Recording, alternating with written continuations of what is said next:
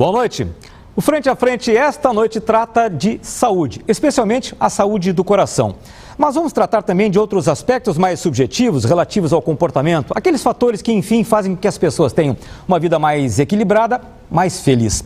O nosso entrevistado transita muito bem por estes assuntos, além de ser uma autoridade médica incontestável, tendo executado já mais de 25 mil cirurgias cardíacas e pelo menos 70 transplantes de coração. Nosso entrevistado, médico cardiologista Fernando Lucchesi, que além de professor de medicina, de cirurgião renomado, é também diretor do Hospital São Francisco da Santa Casa. Nossos jornalistas convidados são o Júlio Ribeiro, diretor da editora Press e Advertising, Pedro Macedo, diretor de programação da TVE, e a consultora de comunicação Balala Campos. Doutor Fernando, é um prazer tê-lo conosco aqui no Frente a Frente esta noite. E a primeira pergunta que eu lhe faço, que é exatamente relativa àquele órgão no qual a sua vida médica esteve sempre voltada para ele. As pessoas aprenderam a cuidar melhor do seu coração? Bom, em primeiro lugar, eu quero te dizer que é uma honra para mim estar de novo aqui e contigo, que nós nos acompanhamos há quantos anos, né? Eu me lembro quando estávamos começando, talvez as primeiras pessoas que me entrevistaram na vida, e então é um orgulho te ver essa tua trajetória fantástica. E para mim uma honra ainda maior, e com esse certeza. Time que tu reuniste hoje aqui, né? Esse time aqui é primeiro time, esse é time para campeonato. Certamente.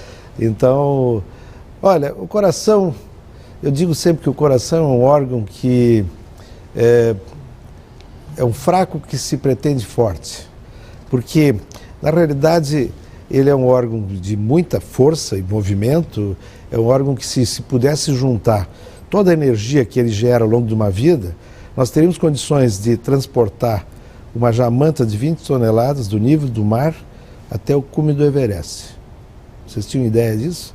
Isso é a força, em termos físicos, é o trabalho que o coração executa ao longo de uma vida. Bom, e ele foi sempre considerado um órgão de força e movimento, até desde o início das invasões bárbaras, né, que os bárbaros invasores, no campo de batalha, eles literalmente comiam o coração dos heróis inimigos que lhes custava mais vencer, porque eles achavam que a força era transmitida através do coração. Só que esse fraco, esse forte, o que se pretende forte, ele na realidade é um fraco, porque à medida que a vida humana foi se alterando, foi modificando, etc., ele foi tendo fragilidades muito grandes. O século XX foi o século do coração, o século que o coração não conseguiu vencer. Até o século XIX, o coração era um órgão fantástico. O século XX derrotou o coração. Agora, no século XXI, nós já aprendemos tudo. Eu tenho a impressão que esse vai ser um grande século para o coração de novo. No século XIX vivia-se 39 anos em média, no século XX vive-se 78. Sim, mas tem um pequeno detalhe. O século XIX começou no dia 1 de janeiro de 1801. A vida média da população na Terra era 32 anos de idade. Bom, no final do século, dia 1º de janeiro de 1901, a vida média da população pulou para 50 e tantos, 54, 55. As mulheres começaram a entrar na menopausa e assim por diante, porque a menopausa ocorre ao redor de 52 anos, 51, 52 anos. Então imaginem o que aconteceu. Entramos no século XX, que é o século da tecnologia, do sucesso tecnológico, né? 1904, grupos sanguíneos. 1928, penicilina, que só chega ao Brasil em 1943, no meio da guerra. Hoje, o Viagra foi lançado no mesmo dia, na mesma hora, no mundo inteiro. E assim nós vamos. Depois veio assim, a cirurgia cardíaca, transplantes, imunologia, imagem. O que aconteceu com imagem é uma coisa fantástica. Coisa fantástica. Ecografia, tomografia, etc. E nós saímos de 52 no início do século e terminamos enquanto não dobramos a vida humana. Fomos a 72 anos ao final do século. Mas, o século XX não foi um bom século para o ser humano, do ponto de vista de longevidade. Pode ser que agora, no 21, Balala, nós vamos ter um grande avanço nisso. E está acontecendo já nos primeiros anos, está se sentindo isso. Mas o século Curioso XX isso, né? Não é o senso comum de que não houve um grande avanço em termos de longevidade no século XX. Mas a gente lê, e acho que qualquer ser humano deseja viver bastante e bem. Então, lê-se que nós, seres humanos, vamos, de certa forma, num tempo breve, viver 100 anos e bem. O que o senhor vislumbra nisso aí? Agora eu não tenho mais dúvida, porque o século XX foi um século de aquisição de conhecimento. Então, a gente só consegue evitar a doença que se conhece, e a causa da doença que se conhece. E isso está ocorrendo agora, não tenho a menor dúvida de que vocês observem que a grande longevidade está ocorrendo nesses últimos 10 anos. E nos últimos anos do século XX, na última década. Aí começou a acelerar a longevidade. Por quê? Porque passou a se aprender tudo sobre fatores de risco de doença cardíaca, por que infartamos, por que temos derrame cerebral e assim por diante. E aí começa a se evitar. Agora, prevenção ainda não é um grande negócio na medicina. A doença é um negócio maior do que a prevenção. Dá mais dinheiro. Certamente. Então agora a Organização Mundial de Saúde diz que a partir do ano 2020 a prevenção vai começar a ser um bom negócio. Vai ser considerado um negócio. E aí vai acelerar ainda mais a longevidade. Sem a menor dúvida, nós devemos terminar esse século com perto de 100 anos. O cigarro realmente é um fator bastante preponderante na... O cigarro foi o grande mal do século XX, né? Porque o cigarro só se descobriu que ele tinha importância na doença a partir dos anos 50. Se fumava doidamente. Basta ver esses filmes todos ali, filmes. né, nos anos 60. Veja, a primeira menção aos malefícios do cigarro na imprensa brasileira ocorreu no Correio do Povo, numa coluna do Dr. Mário Tota, em 1948. Pílulas de Medicina, era a coluna dele. Por isso que eu coloquei o meu livro em homenagem a ele, Pílulas para Viver Melhor, meu primeiro livro. Veja, o Dr. Mário Tota dizia assim, uma pílulazinha: atenção, mulheres grávidas, não fumem, porque os seus fetos podem estar sendo afetados. Foi a primeira menção. Veja, isso é 48. E por que tem tanto médico que fuma? Médico cardiologista muito fumando? Muito menos. Não, mas a gente vê. Não, mas muito menos. Olha, todos nós fumamos, né? Mas aí eu fumo passivo, eu digo fumo ativo. Todos nós fumamos. Tem A médico nossa geração fumou. A nossa geração fumou. Agora, hoje, é muito raro. Você já fumou? Eu fumei. Quantos anos? Eu fumei pouquíssimo tempo. E fumei mal, eu era um mal fumante, sempre fui mal fumante, não gostava daquilo. Eu fumava mais só para mostrar o que eu estava com o cigarro na mão. E foi pouquíssimo tempo. E aquilo, certamente, não me deixou marca alguma, porque eu tenho muita curiosidade. Certamente, a pergunta que eu vou lhe fazer, o senhor deve ouvir no seu consultório. É uma pergunta bem pessoal. Como é que está o seu coração? O meu coração... Com que periodicidade o senhor cuida dele, vai fazer exames e tal? Bom, então isso aí é uma coisa importante. O que eu prego, eu faço.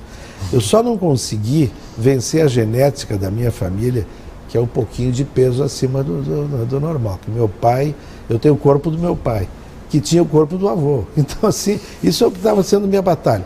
Mas eu me exercito e eu faço, uma vez por ano, um check-up completo. O que é um check-up completo? Isso é extremamente importante. Tem gente que vai lá fazer exame de sangue, estou revisado por um ano. Não é assim. O check-up completo tem que incluir um bom elenco de exames de sangue, onde nós vamos considerar as gorduras do sangue, colesterol, triglicerídeos, apelido, gorduras, né? Vamos considerar função do fígado, vamos considerar os marcadores. Hoje existem marcadores virais importantes, hepatite B, hepatite C, HIV. A gente pode ser surpreendido por uma doença dessas. Importante anualmente, marcadores de infarto, de câncer. Nós já temos hoje marcadores de câncer de próstata, que é o PSA, marcadores de câncer de pulmão e de aparelho digestivo para o homem, para a mulher, câncer de mama. Então, esse elenco de coisas faz um quadro de sangue muito importante que a gente faça anualmente. Segundo, então, a gente tem que conhecer o perfil, quais são as minhas fraquezas. Segundo, importante, teste ergométrico. O eletro com esforço anual é fundamental a partir dos 40 anos, sem dúvida nenhuma. Eventualmente um ecocardiograma para quem já tem pressão alta, coisa que vale. Agora, desde muito cedo, nós temos que saber qual é a nossa pressão. Já desde os 15 anos de idade, nós temos que saber se temos pressão alta ou não.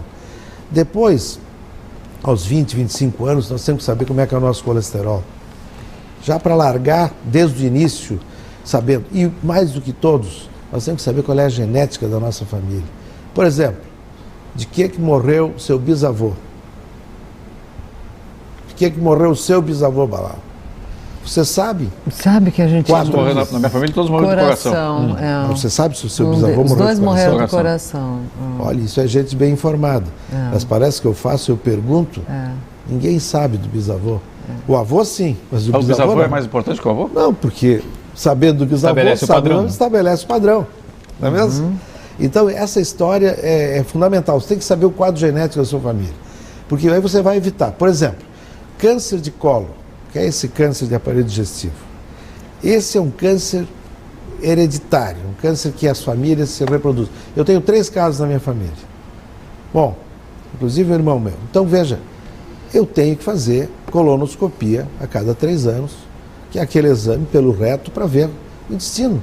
Não tem saída. Bom, aparece um pólipo, vai lá, tira o pólipo. Eu estou evitando um câncer que, se eu deixar esse pólipo, que é um crescimento irregular, daqui 5, 6 anos pode ter tornado um câncer. Então a prevenção ficou muito mais prática hoje. Doutor Lucchesi, a genética, que espaço ela ocupa nos fatores determinantes para que a pessoa venha a ter determinada doença? Essa bola picando é maravilhosa, que aí nós vamos partir para realmente o que interessa. Existe um estudo feito na Universidade de Stanford, em que eles pegaram indivíduos que nasceram em Stanford, nos hospitais de Stanford, e que foram acompanhados até os 85 anos. E pegaram lá um elenco de indivíduos, perto de 300 indivíduos, e foram ver por que eles sobreviveram até os 85 anos.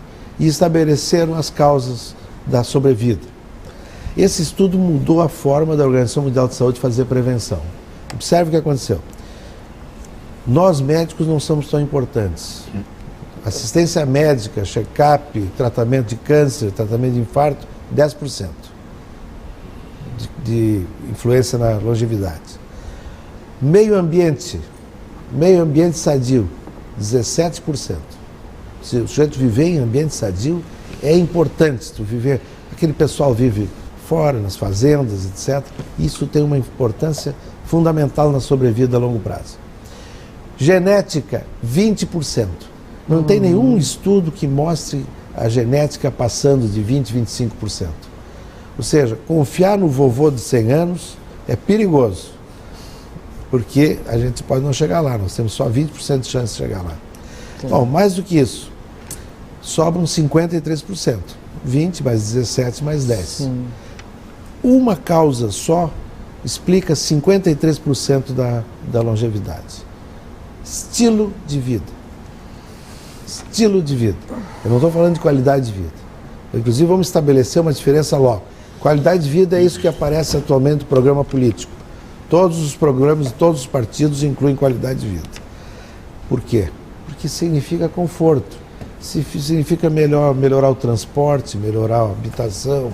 Isso não tem nada a ver com longevidade e com saúde. Isso tem a ver com conforto. Estilo de vida é uma coisa diferente. Estilo de vida correlaciona direto com saúde. Definição de estilo de vida é a mesma definição de saúde. Vida pessoal organizada, vida familiar organizada, vida profissional organizada, ter um emprego que dê prazer, vida financeira organizada, viver dentro do que se ganha, sem passar dos limites, vida meio ambiente organizado, vida de lazer organizado, alimentação organizada e vida espiritual organizada. O que acontece com o pessoal de Veranópolis? Já chegamos lá. Por que eles chegaram à longevidade? Que agora já não está se repetindo. Foi um período. Então veja, o que acontece com esse contexto todo? Isto se chama estilo de vida, bom estilo de vida. Esse estilo de vida esses saudável, 50% que o senhor referiu há pouco. 53%. Esse é um estudo que é um paradigma dentro do estilo de vida, ou dentro da vida saudável hoje. Porque o que acontece? O sujeito que tem esses territórios organizados, ele tem saúde. Então eu tenho a minha equação. A equação do Lucchesi é a seguinte. Estilo de vida é igual à saúde, que é igual à felicidade. O que é melhor do que se ter todos esses territórios organizados? Que levam à longevidade. Estilo de vida é igual à saúde, que é igual à felicidade, que leva à longevidade. Isso é uma equação que ela é perene, ela existe.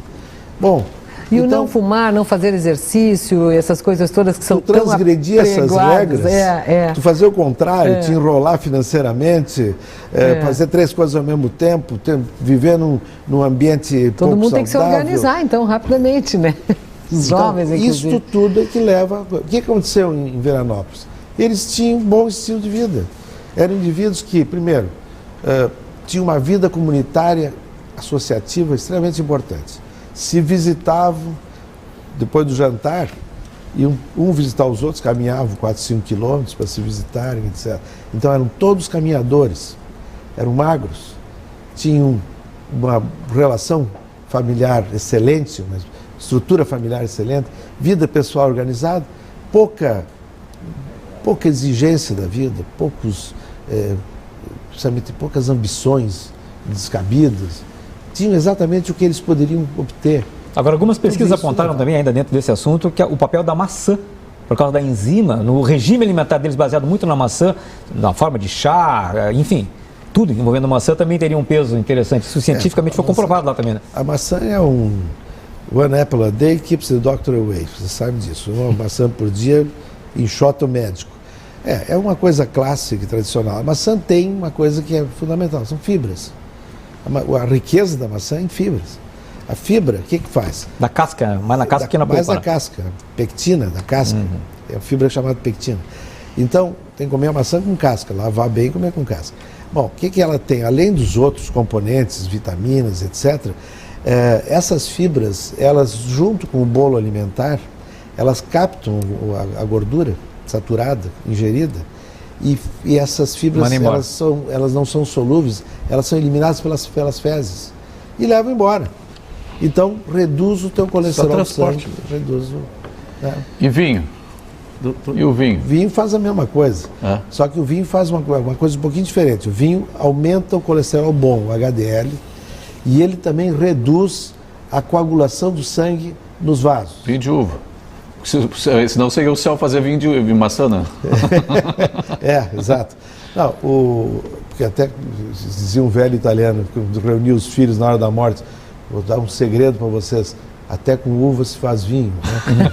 Então, mas isso mudou, agora nós temos grandes vinhos na nossa serra, e sem a menor dúvida. Mas o benefício está diretamente ligado à quantidade da ingestão, né? Mas sabe, não, limites, né? Claro. Dentro de certos limites. 1 cálice de vinho por refeição, 2 cálices por dia. E não é como diz o Iotti, junta tudo e toma um garrafão no fim de semana. Né? 2 cálices por dia nas refeições. Quem não consegue tomar no almoço, vai tomar na janta. Mas tem que estar linkado com a refeição. Não necessariamente. Mas esse é o mais lógico. O vinho, na escola mediterrânea, a escola de Salerno, a salernitana, que floresceu nos anos 400, 500 depois de Cristo, era uma escola médica fortíssima, o vinho era um componente alimentar, assim como para o Hipócrates. O vinho não era considerado bebida de prazer, era considerado bebida de alimento. Né? Por acaso, com bom gosto. Com bom gosto, né? E com certa Doutor quantidade, Lucchesi, nós tivemos aí essa semana a notícia da morte da dona Marlene Sirotsky, né? Por problemas cardíacos, segundo se diz. As mulheres estão morrendo mais do coração. O que aconteceu? Elas... Mais estresse, mais disputa no mercado de trabalho? Todos os anos... Ou nós homens estamos fazendo mal para elas? Estão se estressando? Pedro, eu acho que é por aí. Todos os anos, no Dia da Mulher, eu sou convocado para fazer uma palestra. E todos os anos eu digo a mesma coisa. Eu começo sendo vaiado e no fim elas me aplaudem. A mulher passou a disputar o mercado de trabalho no século XX vorazmente, como o homem. E usando os mesmos recursos do homem. A mulher é em tudo melhor do que o homem. A mulher foi preparada para preservar a espécie humana. Veja, o que acontecia na caverna? A mulher na caverna era preservadora e protetora da família. Ela ficava na caverna, alimentando, cuidando. E aquilo era importante. E o homem saía para a disputa da vida, buscar alimento. Bom, naquela época, a sobrevida da mulher já era diferente da sobrevida do homem. Veja, vocês têm ideia quanto vivia a mulher na caverna? Não. É fantástico. 20. 18 anos. 17, 18 anos. E o homem? E cheia de filhos, certo? Né? Menos. 12, 13, 14 anos. O homem mal entrava na puberdade, tinha filhos, etc., e morria por infecções, por lutas com os animais da época, aquela coisa toda. E a mulher morria pelos partos sucessivos na caverna, que não era um ambiente mais saudável, obviamente, mais higiênico. Então, veja, essa mulher, a natureza brindou com um programa de proteção para que ela pudesse procriar até os 40 e tantos anos, para proteger a raça humana. Tanto é que ela é protegida da aterosclerose, dessas doenças degenerativas, que acometem até muito precocemente. Ela não tem isso, porque o estrógeno protege. Então a mulher é melhor em tudo. E a mulher chega ao século XX, veja bem, a mulher do século XIX já era melhor do que o homem. Mas no século XX, a mulher do século XX é uma mulher mais dedicada ao trabalho, que sabe trabalhar em 3 turnos, trabalha 2 na rua e 1 em casa de noite, organiza a vida da família. O homem, o que ele quer? Ele quer ir dormir, ver televisão, ver o jogo de futebol e não me incomode porque amanhã eu tenho que trabalhar, né? E a mulher não, a mulher está ali cuidando, etc. E no dia seguinte ela trabalha ombro a ombro com o homem. Ela é mais fiel. A infidelidade feminina é muito rara, comparado com a infidelidade masculina. A mulher, ela tem todos os atributos. Então ela vai disputar o mercado de trabalho e, em vez de usar os seus atributos, começa a fazer os erros do homem. Começa a fumar. Acho que hoje acho que tem mais mulher fumando que homem, né? Muito. A gente percebe em qualquer lugar que a gente chega. E tem coisas do tipo assim, a mulher começa a competir com o homem de uma forma voraz. Bater como o homem bate e coisas desse tipo. E o estresse vai aumentando e lá pelas tantas ela começa a disputar também na doença, no desenvolvimento da aterosclerose. O estrógeno já não foi o suficiente, porque ela fuma, ela tem adrenalina a mil, essa coisa toda. Agora, tem um estudo americano que é interessantíssimo. Foram ver por que mulheres jovens que infartam morrem mais do que os homens da mesma idade que infartam nos Estados Unidos. Isso é um estudo feito nos Estados Unidos, muito interessante. Mulheres de 40 anos que infartam têm uma mortalidade significativamente maior do que a dos homens. E não tinha uma causa. E aí aparece a causa, uma das causas apontadas pelo trabalho esse é o seguinte: o homem, quando tem dor no peito durante a noite, dor de infarto, a mulher já diz, vamos para o hospital, vamos logo, vamos resolver tudo. E a mulher, quando tem uma dor no peito, o homem diz, vira para lá e dorme que amanhã eu tenho que dormir, eu tenho que trabalhar. Não me enche. Quer dizer, estamos matando-as lá, então? Mais ou menos isso. Está provado isso, né, doutor? Que as mulheres pedem muito mais ajuda do que os homens, em todos os sentidos. Procuram mais o médico, procuram mais o psiquiatra, o psicólogo. Veja, quem inventou check-up, e ajuda em geral. Quem é que inventou check-up? A mulher com o ginecologista. Elas estão fazendo check-up há 50 anos. E nós, homens, começamos há 10. E tanto que muitos homens só vão fazer o exame da próstata depois de muita pressão da mulher. E com muita dificuldade de aceitar o exame. E dizendo, ainda, olha, não sei bem, vou fazer ou não vou fazer, aquela coisa. Medo de se apaixonar. Medo de se apaixonar. Mas me diga, quantas cirurgias cardíacas o senhor já fez? Eu devo andar lá por umas 30 mil.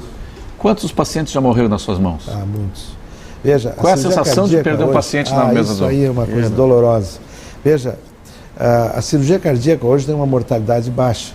O contexto, por exemplo, esse ano passado, das 1.400 cirurgias nossas no Hospital São Francisco, nós perdemos a nossa mortalidade média em torno de 3,5%. E é alto total. Isso? Não, isso é baixo. Porque tem pacientes de 90 anos, de 85, tem todo tipo de paciente. E tem bebezinho de 1 dia. De 3 dias, nesse contexto geral. Agora, se pegar um subgrupo, nós, por exemplo, qualquer um de nós que for operado, vai ter uma mortalidade lá de 0,8%, 0,7%, como risco inerente à cirurgia. Mas, assim, nesse contexto, tu imagina, Júlio, quantas vezes nós temos que enfrentar a morte. E eu não compreendia, alguns anos atrás, quando eu vi o Dr. Zerbini, que era meu querido amigo, batendo na mesa e disse, eu não me acostumo com morte de paciente. Aos 83 anos de idade ele dizia isso. Não tem como acostumar com isso. Isso é sempre uma derrota para o médico, sempre uma derrota. Inclusive, é tão engraçado essa tua pergunta, eu não esperava, mas eu tinha no bolso agora, coincidentemente, um poema que me foi mandado por um cirurgião cardíaco de Londrina, em que ele diz o seguinte, isso é uma coisa terrível.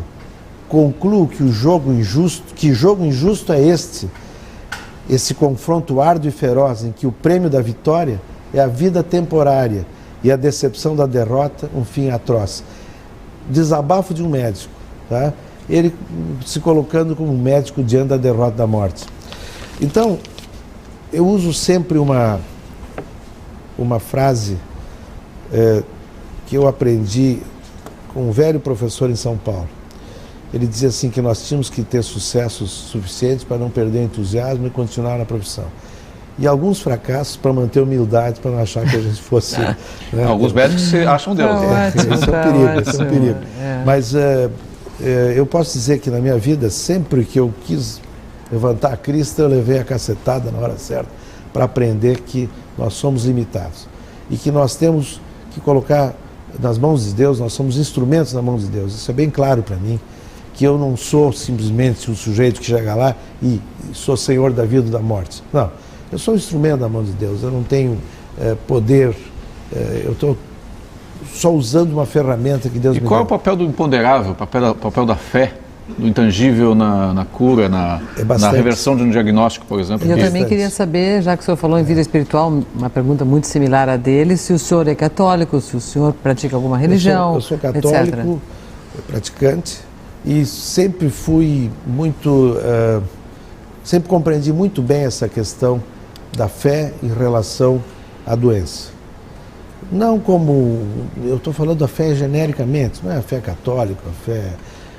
Veja, por exemplo, eu tenho fatos fantásticos, alguns espíritas enfrentam com muito mais tranquilidade a morte do que muitos católicos, muitos padres católicos, entende? Então não se trata, é o tipo de fé, aquela questão da fé levada assim a quase um estado concreto, né?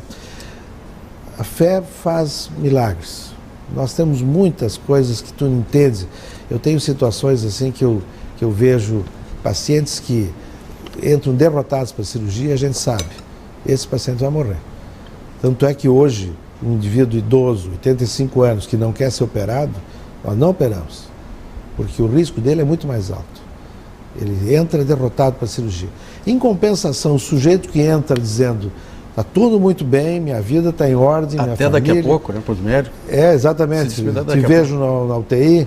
Bom, esse cara tu pode apostar na vida dele, pode comprar ações dele, porque vai ser sucesso absoluto. Doutor, me permita ele interromper, porque esse é um assunto que rende muito. Sim. E como a gente está chegando no final do bloco, então vamos poupar o tema para poder trabalhar com mais folga, poder aprofundar um pouquinho mais logo adiante. Então a gente vai para o intervalo e o Frente a Frente volta em seguida. Você não sai daí que o programa está muito bom.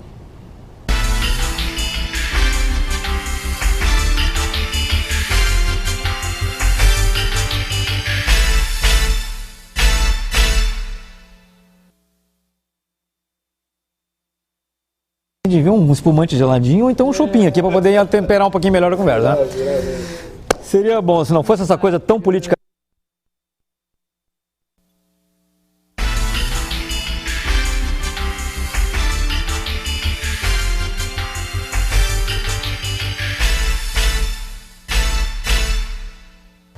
Estamos de volta com o programa Frente a Frente e esta noite o nosso entrevistado é o médico cardiologista Fernando Lucchesi. Doutor Lucchesi, no final do último bloco a gente falava sobre o potencial que a fé, que a autoconfiança, enfim, a fé, aspectos religiosos inclusive, tem, o peso que isso tem no potencial de cura ou de melhor sucesso num tratamento, tanto do ponto de vista do paciente, da atitude dele, quanto do trabalho do médico. Eu gostaria então de retomar esse ponto de vista com o senhor e ver como a gente pode realmente materializar esse potencial que tem a fé, o acreditar em algo para poder sair de uma situação difícil como um tratamento árduo. Sabe, eu acho que nós temos vários exemplos. Um, o nosso vice-presidente da República, né? Vocês observam bem a diferença entre o vice-presidente da República e algum caso que vocês conheçam de pessoas pessimistas que enfrentaram a mesma doença.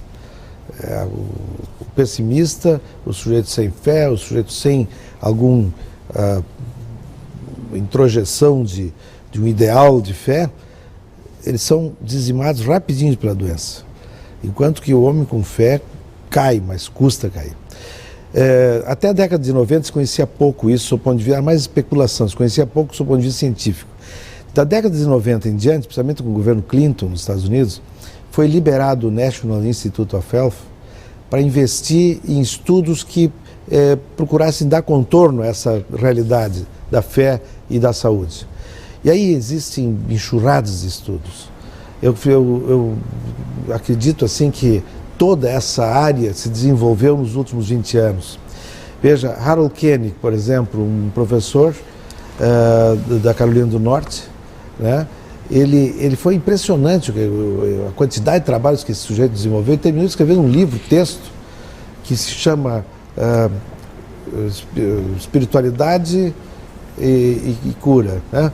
Então, o que é esse livro? É um livro de 700 páginas, onde só reúne estudos sobre fé e resultados sobre a doença, sobre tratamentos, etc.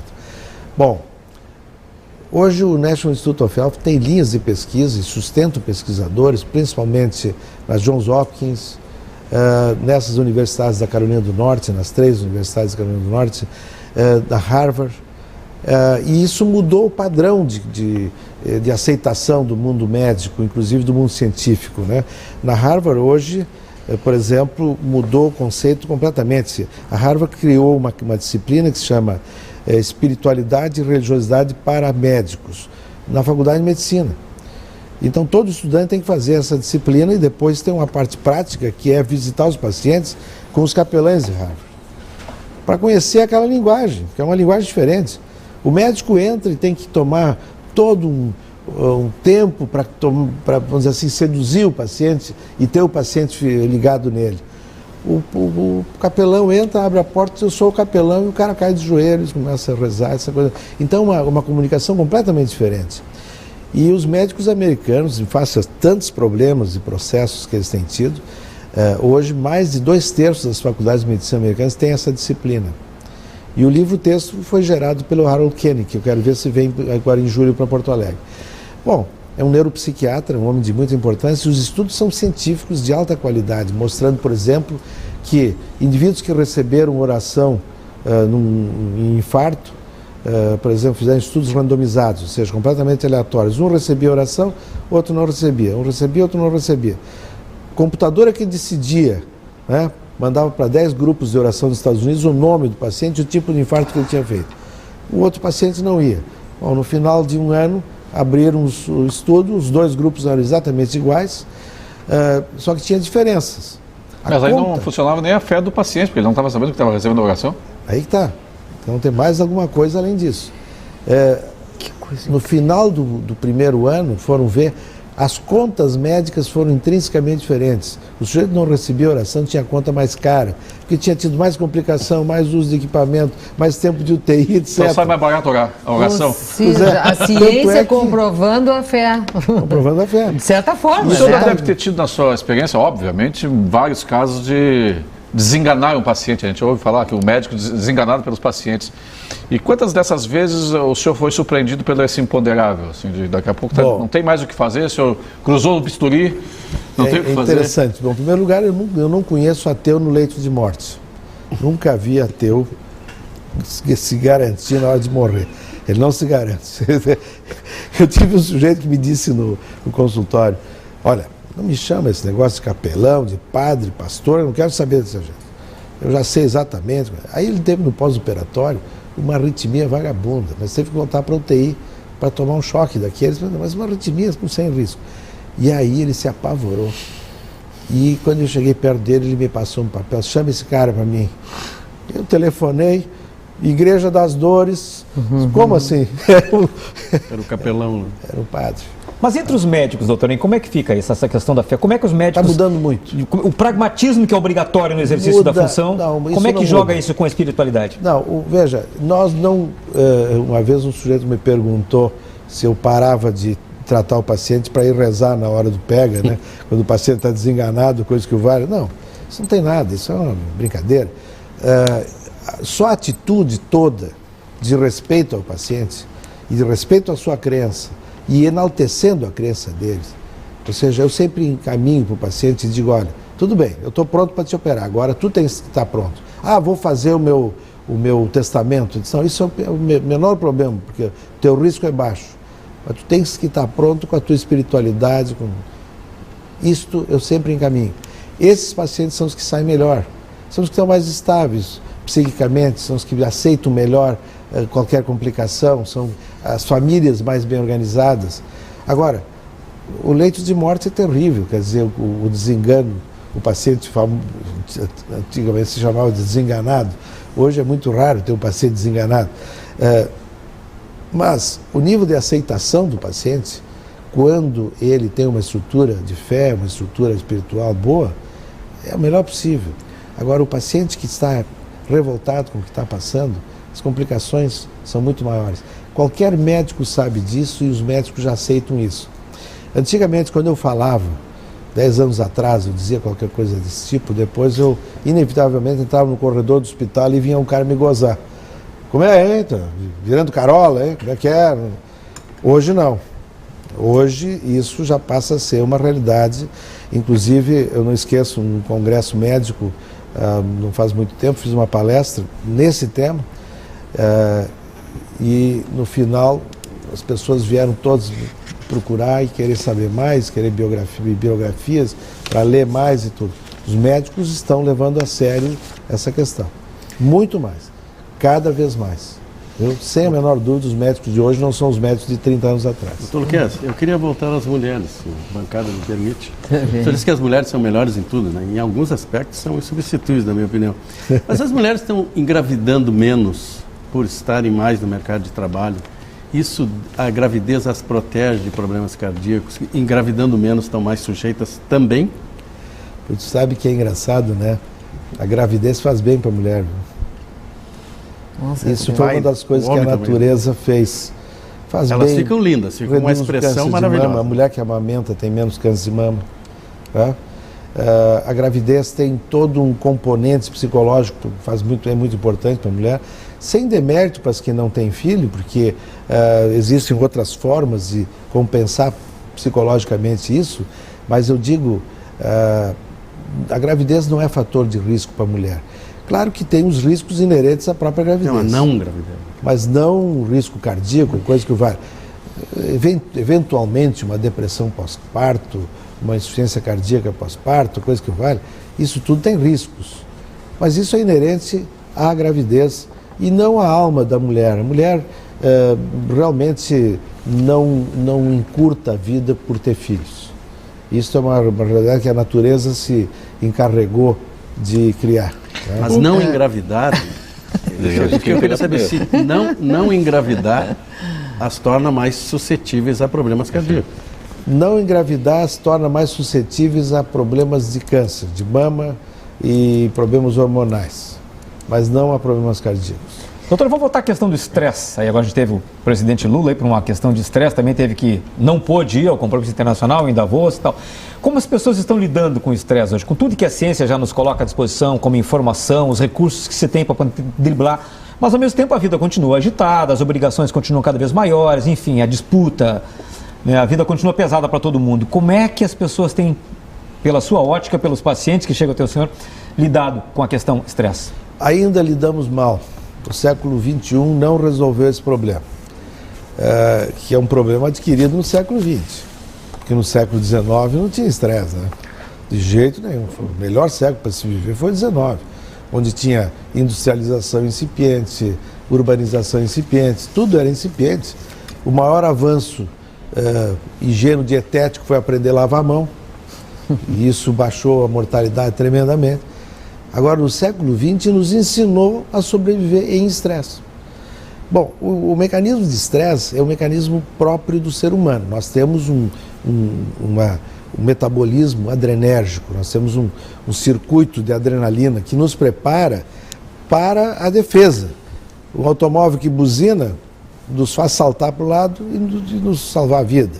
Esse saltar para o lado é adrenalina pura que nos contrai, que nos dá força muscular na hora e nos faz saltar. Mas também, esse mesmo mecanismo de estresse ele é um mecanismo autocorrosivo, ele é autodestrutivo, porque ele acelera o processo de aterosclerose. O que é aterosclerose?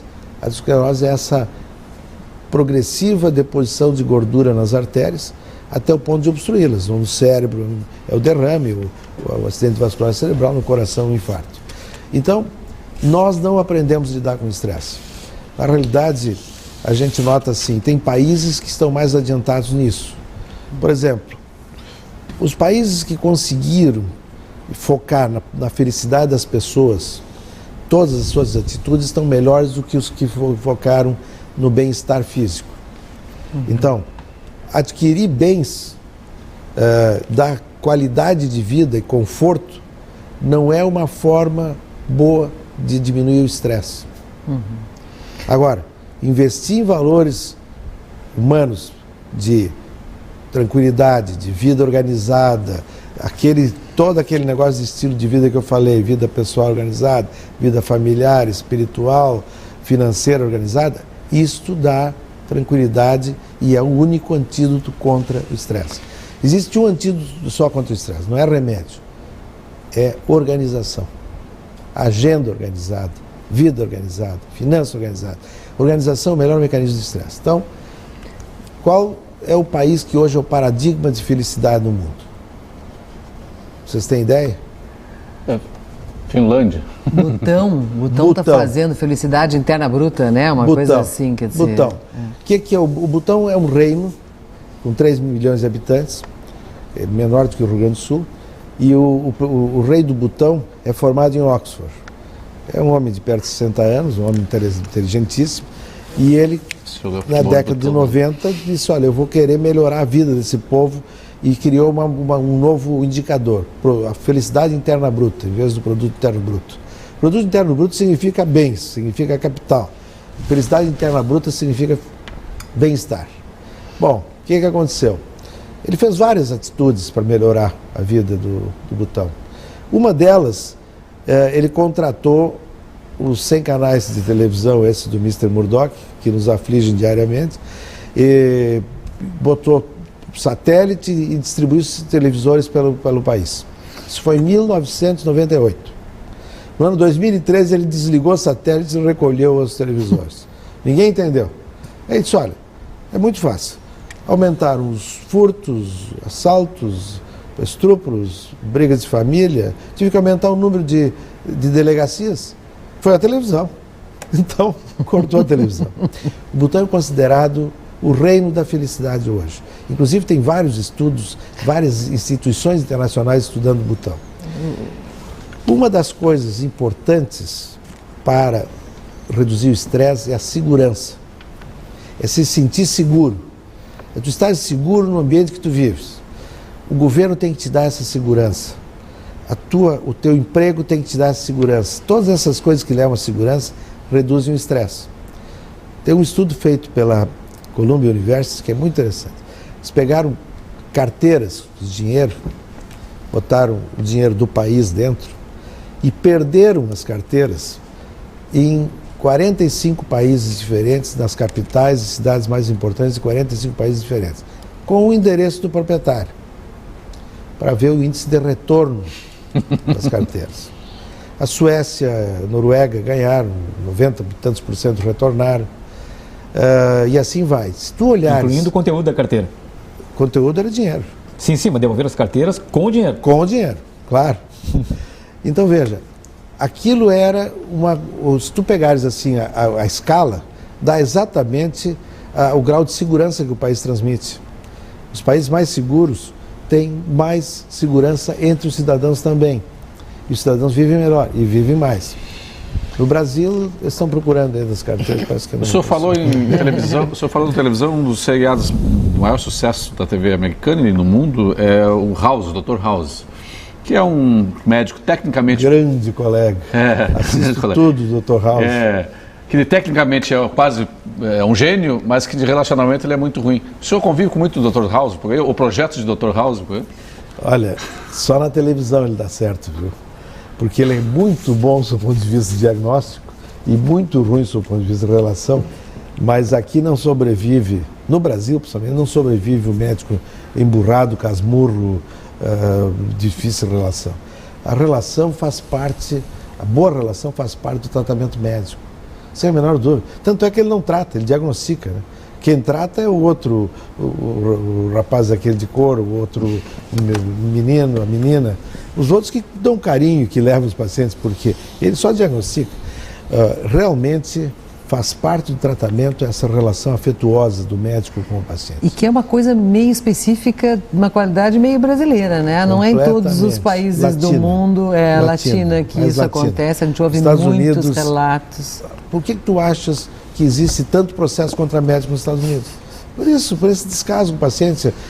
Eu mesmo acompanhei uma consulta de uma familiar minha nos Estados Unidos e eu, mais velho do que o médico estava consultando, ele sabendo o meu currículo e tudo, me interrompeu várias vezes e me disse que eu não era para me meter. E para paciente, então, a paciente tinha que ficar quieta, senão ia terminar se incomodando. Fantástico. Então, veja, isto é uma forma errada de fazer. O House é uma figura caricata, mas que com a genialidade dele ele compensa. Só que aqui no meio, mesmo os gênios têm que ter um bom relacionamento, senão eles não conseguem sair. Vamos fazer radiologia, faz imagem, não tem relação com o paciente, vão para o laboratório, façam pesquisa, mas a relação com o paciente é fundamental. Quem não sabe sorrir não abre uma loja, nem um consultório médico. Como é que o senhor atende os seus pacientes? Eu tenho uma curiosidade porque eu já fui muito médico, naturalmente, durante a vida, mas os que eu mais gostei foram os que botaram a mão em mim, seja onde for, e os caras que não tinham mesa entre mim e ele. Porque isso aí, a mesa é uma coisa que diz, aqui está o sabido e aqui está a vítima. Como é que é o seu consultório, doutor? O meu consultório ainda tem mesa, mas não por muito tempo, porque eu já estou mudando para outra clínica e nós estamos tentando fazer um outro tipo de organização. A mesa, a nossa área é importante, porque tem que escrever, né? E tem muito exame, e tem exames grandes, então precisa uma mesa nem que seja lateral. Bom, mas minha sistemática com o paciente é muito simples. Eu me meto na vida do paciente. Chama o cara de tu e pelo nome. Pelo nome de tu, eu tenho um sujeito que sempre atende comigo, que só registra coisas. Escreve, faz ata, anota exames, etc., para eu poder me dedicar continuamente com o paciente. O senhor faz um perfil que vai além do perfil clínico? Ah, totalmente. Por exemplo, coisas do tipo assim, tem um casal que senta na minha frente, vou te dar uma situação real. Um casal jovem, 30 e poucos anos, a mulher, um casal bonito, e a menina contraída, séria. E ele, uma simpatia. E ele não tinha nada importante, mas a gente via que ele estava angustiado. Daqui a pouco eu disse, pô, a doença desse cara é essa mulher. Eu olhei para ela, por que você não sorri nunca? Eu perguntei para ela. Bom, esse cara desabou, porque era esse o problema dele. O problema dele era uma mulher tensa, a mulher que precisava de tratamento. E daí nós construímos... Então nem sempre a mulher é tão boa assim, né? Não, ou seja... O senhor entende, então, doutor Lucchesi, saúde do ponto de vista, digamos, holístico, ou seja, que é uma tendência, né? Cada vez mais, não sei que instância o senhor acredita que o ser humano tenha, mas corpo, espírito, alma, físico... Corpo, mente e espírito é uma coisa só. É um tripé que não pode ser separado. Isso é uma coisa da antiguidade e modernamente estamos voltando, Cada vez mais. Nós somos corpo, mente e espírito. Então, não adianta... Pensa o seguinte, Pedro, se eu chegar para um paciente e for um vendedor de receita, o cara me diz, tem uma dor aqui, remédio tal. Tem uma dor aqui, remédio tal. Quando eu me curvo, fico tonto, remédio tal. Aqui. Esse cara não vai ser beneficiado em nada. Porque...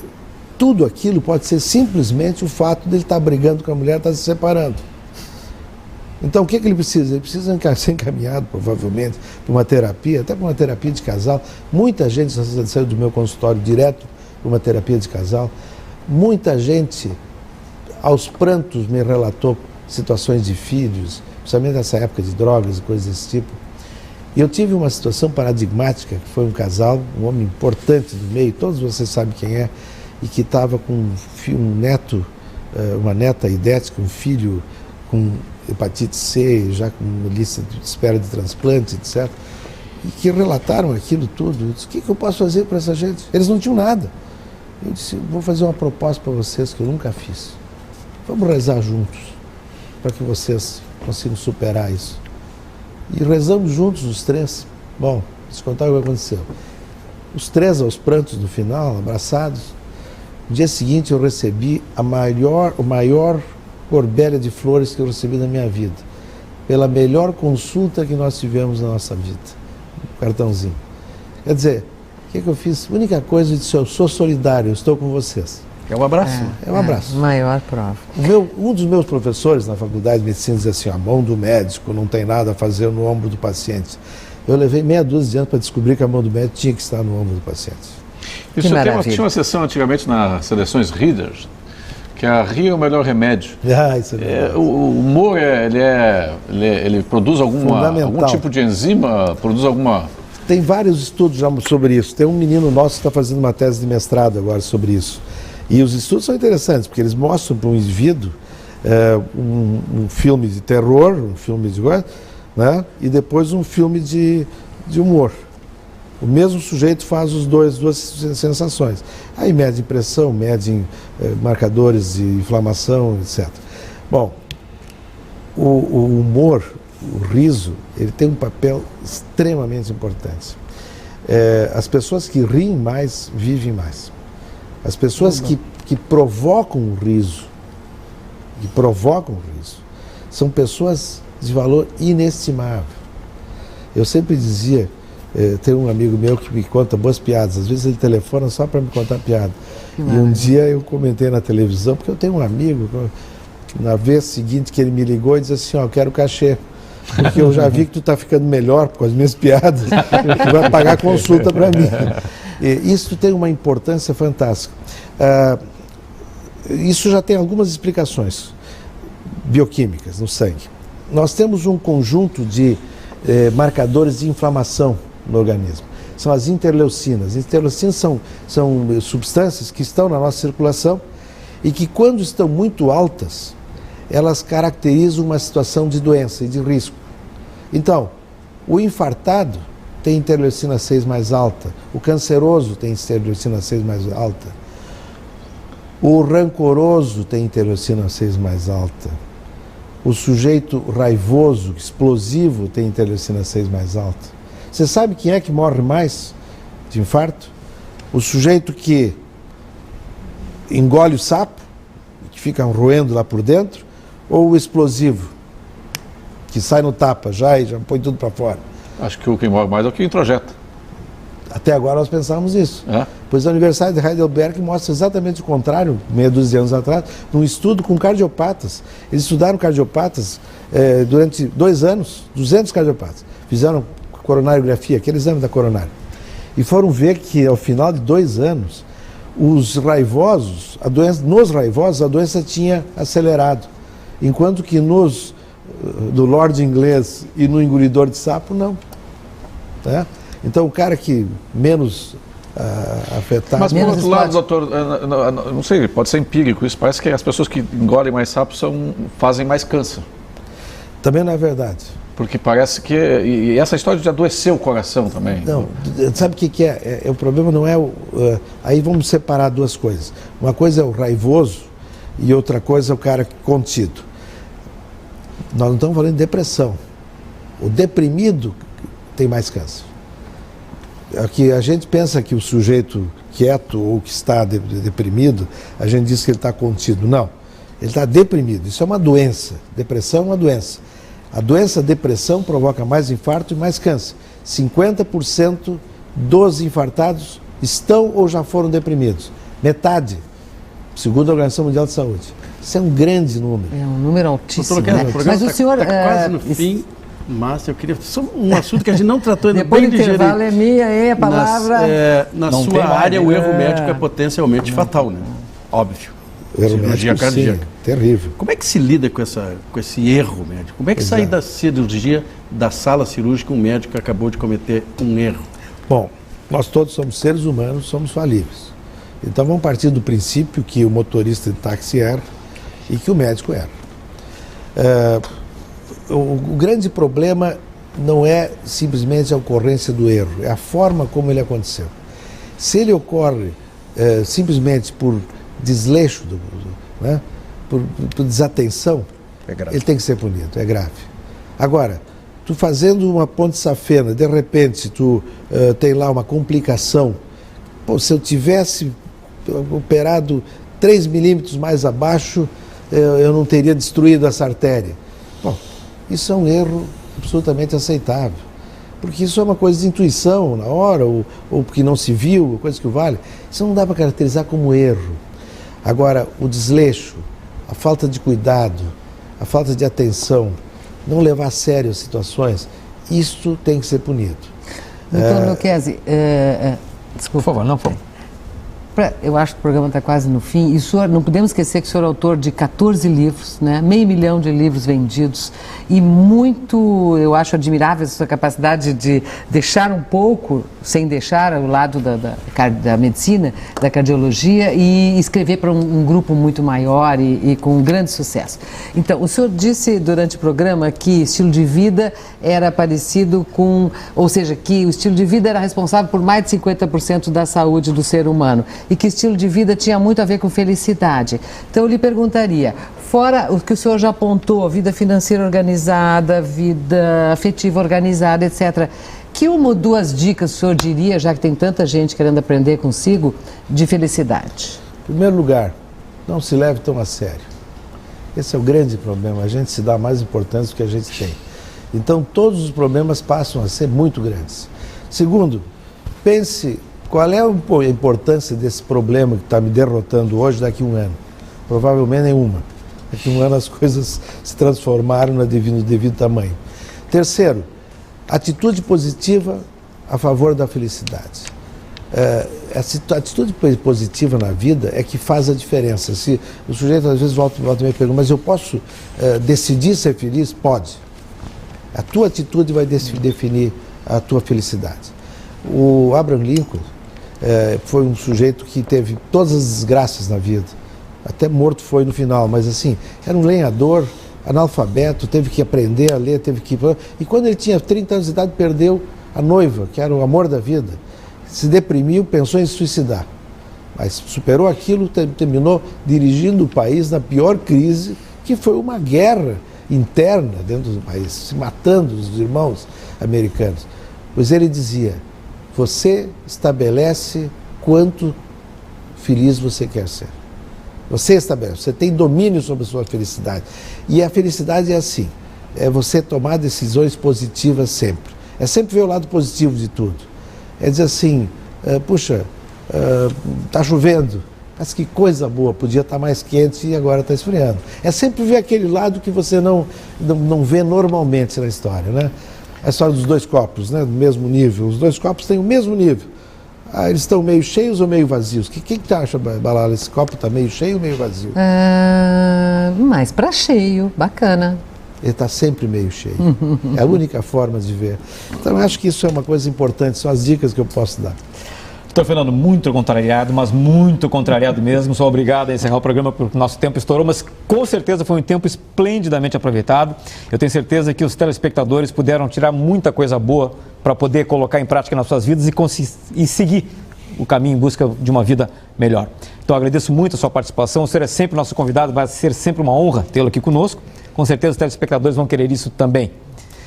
E eu agradeço a presença dos colegas aqui, Júlio Ribeiro. 25 perguntas. Eu tinha mais 25 perguntas. Mas nós teremos outros programas ainda, com certeza. Júlio, obrigado pela participação. Meu querido amigo Pedro Macedo também, Balala Campos. Doutor, mais uma vez, muito obrigado. O senhor estará de novo com a gente aqui muito brevemente.